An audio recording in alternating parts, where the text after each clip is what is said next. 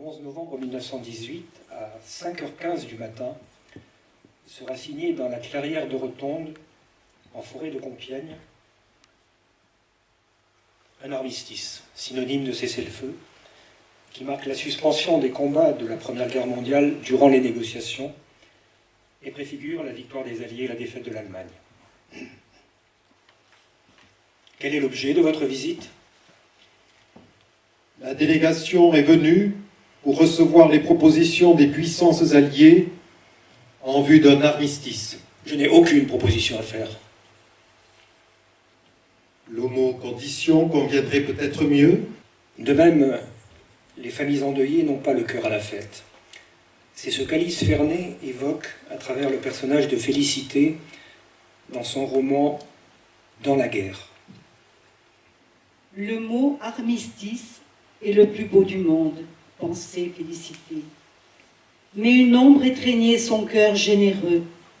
Comment partager la joie des autres quand ce jour de paix ne ramènera aucun soldat dans votre maison? Jules était mort. Louis était mort.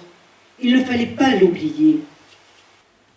Le président du Conseil, qui est à l'époque René Viviani, lance alors un vibrant appel aux accents patriotiques, aux femmes françaises, qui sera reproduit dans l'édition du 7 août 1914 du Figaro.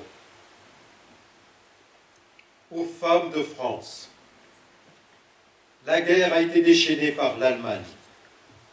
Malgré les efforts de la France, de la Russie, de l'Angleterre pour maintenir la paix, à l'appel de la patrie, vos pères, vos fils, vos maris se sont levés. Et demain, ils auront relevé le défi. L'attente du courrier est angoissante. C'est des jours et des jours de travail sans plaisir.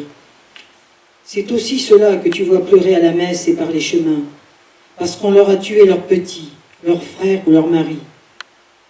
C'est les maisons qu'on ferme parce que l'homme ne reviendra pas. C'est des toits qui s'effondrent parce que celui qui aurait su les remettre en l'état ne le pourra plus jamais. Voilà ce que c'est la guerre. Les femmes sont très nombreuses dans la fabrication des obus, celles des cartouches, grenades, fusées, d'où leur surnom de munitionnettes. Témoin, cet extrait de lettre reçu toujours par le soldat Émilien. Arthès, 23 décembre 1915. Cher ami, quant à l'usine, bien qu'il n'y ait pas ces hommes, elle marche grand train. On fait des munitions de toutes sortes, et il paraît que c'est pareil dans toutes les usines. Le central de la Grande Guerre, ce sont les infirmières.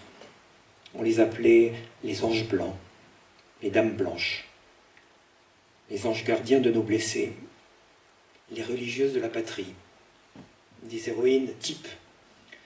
Marie Curie. Marie Curie qui parcourt les champs de bataille au volant de sa petite Curie, au milieu des ambulances de la Croix-Rouge, au milieu des véhicules de radiologie.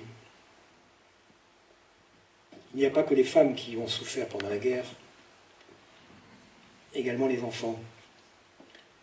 Entre exode, aide aux travaux agricoles et réorganisation forcée de l'école, les enfants, filles ou garçons, petits et grands, natifs ou réfugiés, tous sont mis à rude épreuve par la guerre.